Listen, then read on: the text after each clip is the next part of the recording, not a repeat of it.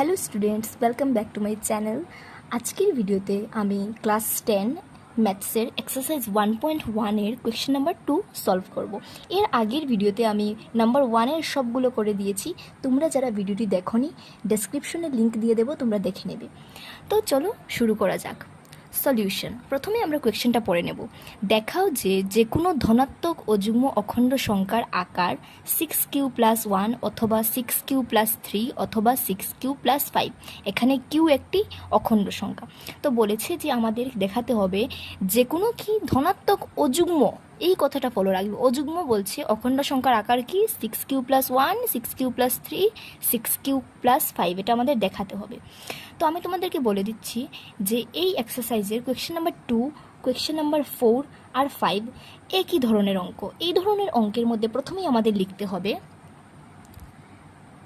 ধরা হলো এ একটি ধনাত্মক অখণ্ড সংখ্যা এবং বি ইকুয়ালস টু। তো বি ইকুয়ালস টু কী হবে এটা তোমাদের বুঝতে হবে। দেখো আমার কোয়েশ্চেনে দেওয়া আছে 6q+1, 6q+3, সবগুলোর ফার্স্টে কী আছে, 6 আছে। তো ওইখানে আমরা জানি যে a ইকুয়ালস টু bq+r, এটা আমাদের বইয়ের মধ্যে আছে যে ইউক্লিড বিভাজন প্রতিজ্ঞায়। তো এখানে এটাকে b, এটা q প্লাস r, মানে এখানে 1 বলছে। তো তোমরা এই যে 6 দেওয়া, তো তোমরা এত কিছু ভাববে না, শুধু দেখবে প্রথমে কি দেওয়া আছে। যেমন 6q দেওয়া আছে, তো তোমার b কত হবে, 6 হবে। এরপরে লিখবে যে ইউক্লিড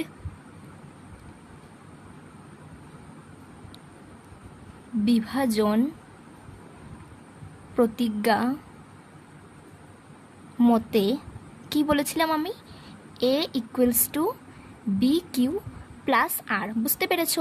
এই যে এটা, এই পুরো অখণ্ড সংখ্যাটার মধ্যে এটা হচ্ছে bq+r, এটা মানে তুমি মনে করো লেট এটা a, ঠিক আছে? এই জন্য বির জায়গায় আমি 6 লিখেছি। আর কি বলেছে, যেখানে তোমার কি থাকবে, আর যেটা মানে তোমার যেটা ভাগশেষ, সেটা কি থাকবে, 0 থেকে সবসময় বড় বা তার সমান থাকবে। এটা মনে রাখবে, 0 থেকে বড় থাকবে বা সমান থাকবে। আর ছোট কার থেকে থাকবে, বি থেকে ছোট থাকবে।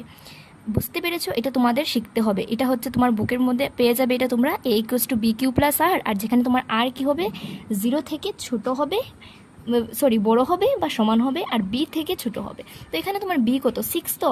তো আমরা কি জানি যে আর এখন বলো তো আর পসিবিলিটি আর কি হতে পারে। আর 0 থেকে মানে 6 থেকে তো ছোটো হতে হবে। তো কি নাম্বার আছে, 0 আছে, 1 আছে, 2, 3, 4, 5, ঠিক আছে? 6 তো হতে পারবে না, কারণ আমরা জানি আর কি হবে, বি থেকে ছোটো হতে হবে। আর বি তো তোমার 6, তার মানে 5 পর্যন্ত গিয়ে শেষ। আমরা কয়টা আর পেলাম, 6টা পেয়েছি, 0, 1, 2, 3, 4, 5। এখন তুমি লিখো a ইকুয়ালস টু কী ছিল, bq+r। তো b কত, 6q প্লাস আর, প্রথমে তুমি 0 দিয়ে স্টার্ট করো, মানে এখানে ভাগ শেষ, আর যেটা এটা তো অনেকগুলো আছে, তো প্রথমে তুমি 0 দিয়ে লিখো, 0। তারপরে আবার লিখো a equals to 6q plus, এখন আগে 0 লিখেছো, এখন 1 লিখো। তারপরে আবার লিখো a equals to 6q plus 2, a equals to 6q plus 3, a equals to 6q plus 4, a equals to 6q plus 5। ঠিক আছে? এখন তুমি দেখো কতটা এ পেয়েছো, এখানের মধ্যে 4টা বা 6টা পেয়েছো।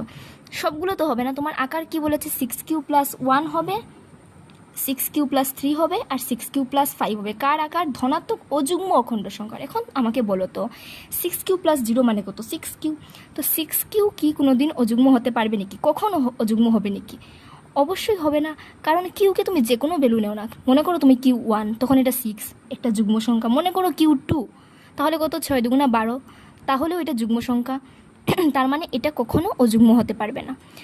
যদি 6q+1, তো যদি 6q যদি যুগ্ম হয়, তার সঙ্গে যদি তুমি 1 যোগ করো, তাহলে অবশ্যই একটা অযুগ্ম হবে। মানে স্পষ্ট বোঝা যাচ্ছে এটা আর এটা তোমার কি হবে, অযুগ্ম সংখ্যা হবে। এগুলো তো হবে না, কারণ 6q যুগ্ম হবে, আর তার সঙ্গে যদি তুমি একটা যুগ্ম সংখ্যা প্লাস করো, তাহলে এটাও যুগ্ম হয়ে যাবে। তো আমরা এখান থেকে বুঝতে পারছি যে এগুলো কখনোই অযুগ্ম সংখ্যার আকার হতে পারে না। তাই আমরা লিখব যে যেহেতু এ একটি অযুগ্ম অখণ্ড সংখ্যা, অতএব এ নট ইকুয়াল টু কী হবে, এই যে 6q প্লাস 0, তো আমি আর 0টা লিখছি না। তারপরে A not equal to 6q plus 2, A not equal to 6q plus 4। মানে আমরা বুঝতে পেরে গেছি যে 6q যুগ্ম সংখ্যা, তো এটার সঙ্গে যে কোনো যুগ্ম সংখ্যা প্লাস করলে এটা কখনোই ও যুগ্ম হতে পারবে না, মানে এ হতে পারবে না। অতএব কি বাকি আছে, যে অতএব আমরা লিখতে পারি কি, যে কোনো ধনাত্মক ও যুগ্ম অখণ্ড সংখ্যার আকার 6q প্লাস 1 অথবা 6q প্লাস 3 অথবা 6q প্লাস 5। বুঝতে পেরেছো? এগুলো তো হতে পারবে না, তার মানে কি হবে, মানে এগুলো তো হতে পারবে না, তার মানে এটা এটা আর এটা তোমার হবে অযুগ্ম অখণ্ড সংখ্যার আকার। এখন যদি তোমাদেরকে কোয়েশ্চেনের অযুগ্মর জায়গায় যুগ্ম দেওয়া থাকতো তখন কিন্তু উল্টা হয়ে যেত।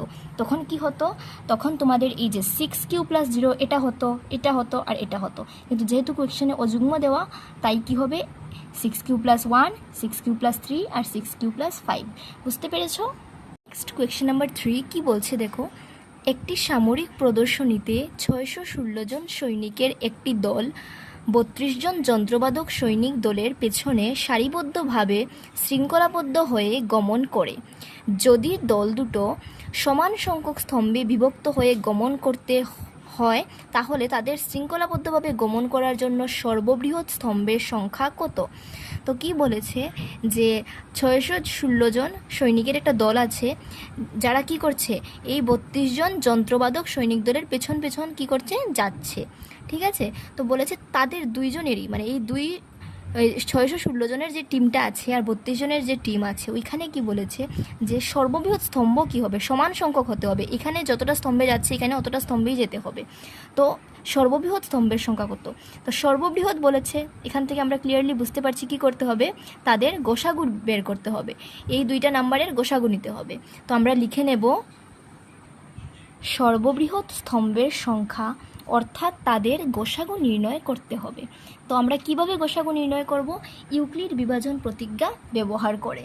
তো আমরা দেখব এই দুইটা নাম্বারের মধ্যে কোনটা বড়, 616 বড়।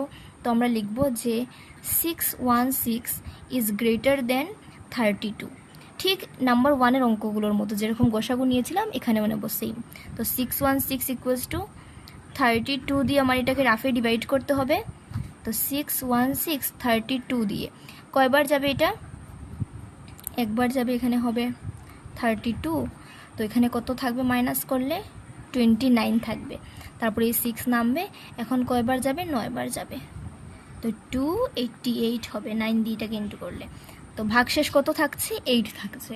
তো 32 কয়বার গেল, 19 বার, মানে ভাগফল 19 এসেছে। তো লিখবো যে 32 ইন্টু ভাগফল যেটা আছে 19 প্লাস ভাগশেষ কত আছে, 8।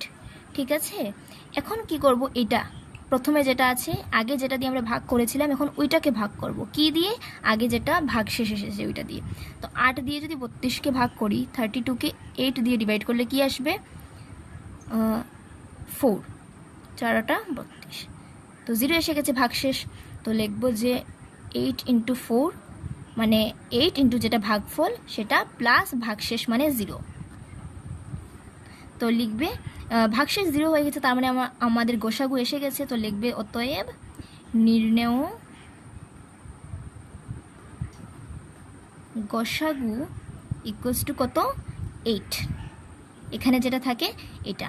তো লিখবে যে নির্ণয় গোসাগু ইকুয়ালস টু 8। তারপরে এখন আনসার দিয়ে লিখে নেবে যে যদি দল দুটো সমান সংখ্যক স্তম্ভে বিভক্ত হয়ে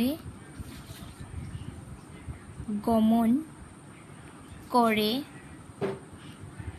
তবে সর্ববৃহৎ স্তম্ভের সংখ্যা হবে কত 8 ক্লিয়ার